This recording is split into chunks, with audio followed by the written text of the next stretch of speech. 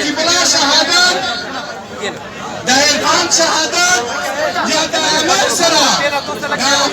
چې په کومه طریقه باندې وشول د امیر سره په دې طریقه باندې وشول چې ته افغانه یې هغه پسې یوه مخته یوه خبره راغله مشهوره کړله چې امیر افغانی دی ولې افغان انسان نه دی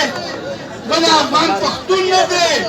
ولې افغان په دې خاوره حق نه لري چې دا ژوند وکړي په هغې نه بعد چې کله یې دا خبره مشهوره کړله تکړه کې ډېر بد سلوک ورسره وکړ سلوک یې په دې باندې ورسره وکړ چې هغه یې پښتنو ته افغانیانو ته دا خبره ښکاروله چې موږ داسې هم درسره کولی شو دا نه ده دا د تانیدار خبره نه ده دا د اسپي خبره نه ده دا د پاکستان د ادارو د سوچ خبره ده هغه چې کوم سوچ لري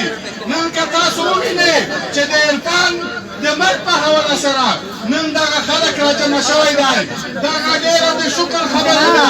دا ډېره د عزت او د قدر خبره ده مخته به داسې د عرفان پورې ډېر کسان ورک شول تر اوسه پورې منډې ژاړي نه یې دې منډه کړي خو نن د باړې خلک د باړې سیاسي کسان او دغه د خیبر خلک راټول شول نن په عرفان باندې راټول شوي دي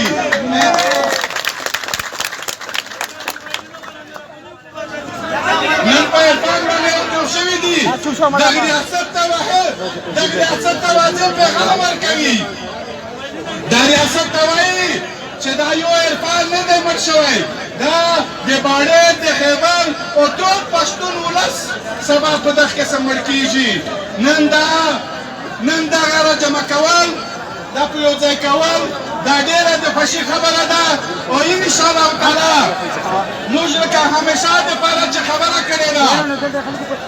د پښتون ژغورنې غورځنګ چې کومه خبره کړې ده هغه خبره دا خبره ده چې موږ پښتون ته ژوندون غواړو موږ نن د عرفان باندې موږ مرګ نه غواړو نو انشاءالله تعالی لکه تاسو په دې ګرمي کې په دې خانه کې په دې تکلیف کې تاسو د خپلې یکجهتۍ اظهار کې تاسو ریاست ته دا خبره ښکاروئ چې هغه کسې ټیږي ده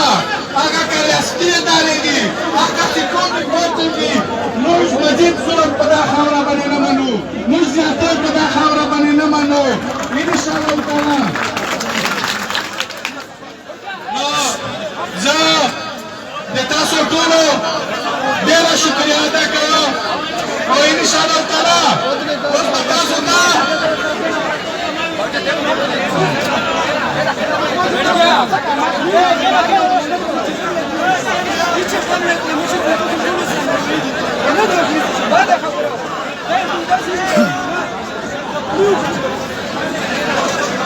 نو